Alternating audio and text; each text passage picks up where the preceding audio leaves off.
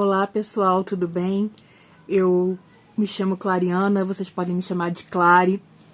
Eu sou estudante de psicanálise e também tenho vivência com relacionamento abusivo.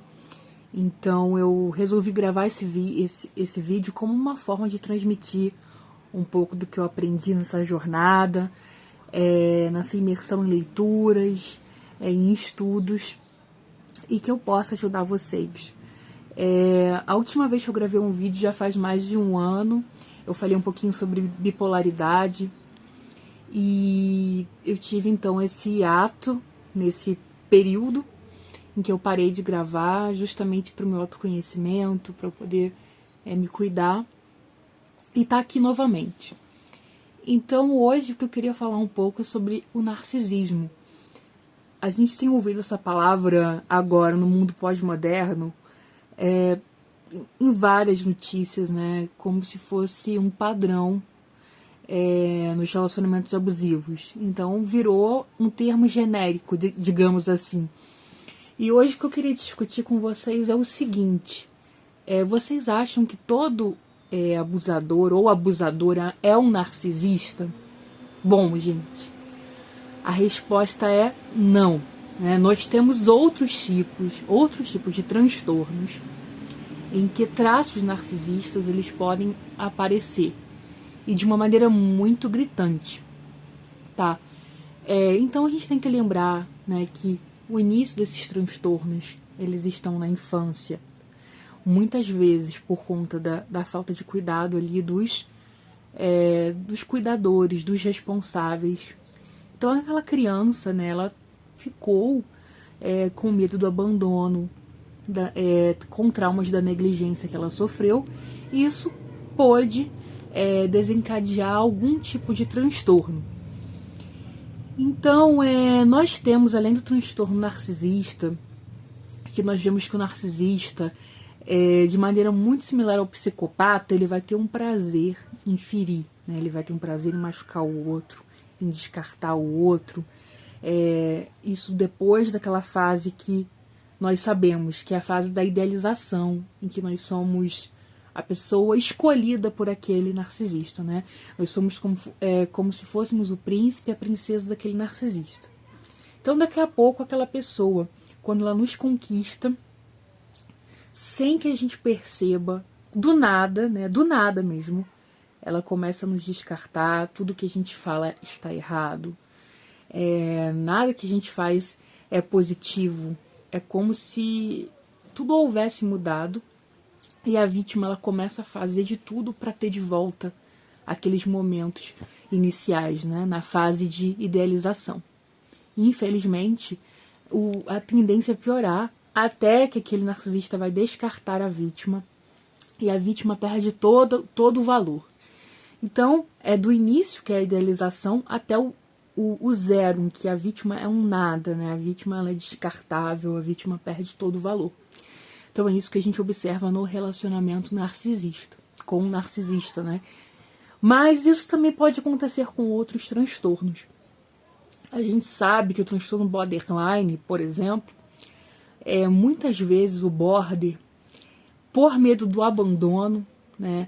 Lembrando do abandono que ele sofreu na infância, por medo do abandono, do primeiro sinal de abandono, aquele border pode descartar o seu parceiro ou sua parceira. É lógico, gente, que eu não estou generalizando, até porque eu sei que o transtorno borderline, as pessoas tendem a ser o quê? Intensas, né? Tendem, então, a serem pessoas que produzem conteúdos incríveis de poesias, de música, são ótimos ouvintes, enfim. Mas nós temos os border que vão tender ao descarte por medo do abandono. Então a gente não pode esquecer disso, né? Que vai existir essa questão, né, do medo do abandono. E com isso as características são muito parecidas com o narcisismo: idealização, desvalorização e o descarte, tá? E a gente tem também a bipolaridade. Então, como que é a bipolaridade, né? O meu vídeo que eu fiz ano passado foi sobre isso. Então, o bipolar, ele vai ter a fase de mania, né, e a fase de depressão. Na fase de mania, em que os hormônios estão ali a 1000 por hora, né? O cérebro está funcionando a 1000 por hora. Pode acontecer também de um bipolar ter um comportamento narcisista, dele descartar, né, o seu parceiro, a sua parceira imediatamente. Eu passei por isso, né, então eu falo com propriedade. De dizer frases ali que vão tentar destruir a pessoa, né, no caso a vítima. Não somente frases, mas também atitudes para derrubar o seu parceiro, a sua parceira. Então, um relacionamento com bipolar pode também ser um relacionamento tóxico, tá? Não, como eu sempre digo, né? Eu estudei muito a bipolaridade. Então, eu sei como que é difícil, né, conviver com um transtorno, como que é difícil todos os gatilhos que acontecem, lidar com a situação, o preconceito da sociedade, né? Então, assim, eu nunca generalizo, mas eu trago aqui essa questão para a gente entender que nem sempre, né, é o narcisismo. Em outros transtornos, a pessoa pode apresentar esses traços ali de narcisismo. E aí, então, não é algo constante, mas em algumas fases.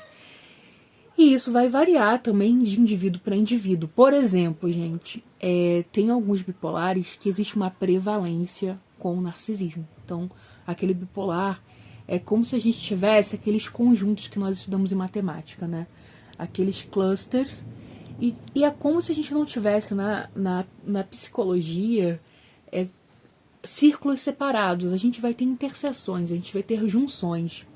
Então, o que eu quero dizer com isso é que, dependendo do indivíduo que a gente está estudando, né, que a gente está convivendo, digamos assim, a gente pode ter sobreposições. Então, aquele indivíduo pode apresentar bipolaridade com traços de narcisismo, né, ou então mais bipolaridade. Né? Então, alguns bipolares, por exemplo, eles vão ter o seu sofrimento, que a gente sabe que tem, mas não vão ocasionar mal ao outro.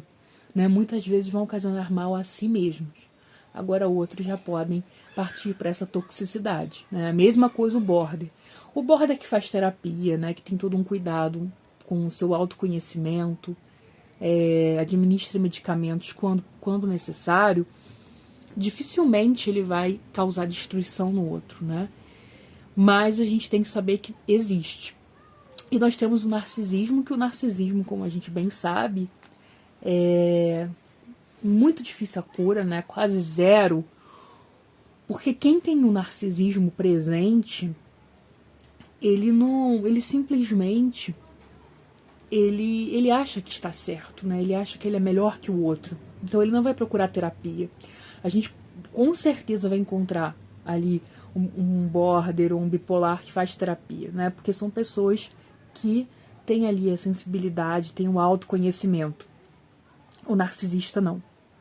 O narcisista, basicamente, né, ele vai pensar assim, a maluca é ela, a louca é ela, né, então eu sou a vítima. Então, quando o narcisista encontra, né, um novo parceiro, ele sempre vai falar da ex como se a ex fosse uma perseguidora, né, como se ela fosse uma vítima ali, ele fosse uma vítima. Então, assim, esse vídeo é para a gente poder discutir um pouquinho como são esses transtornos, né?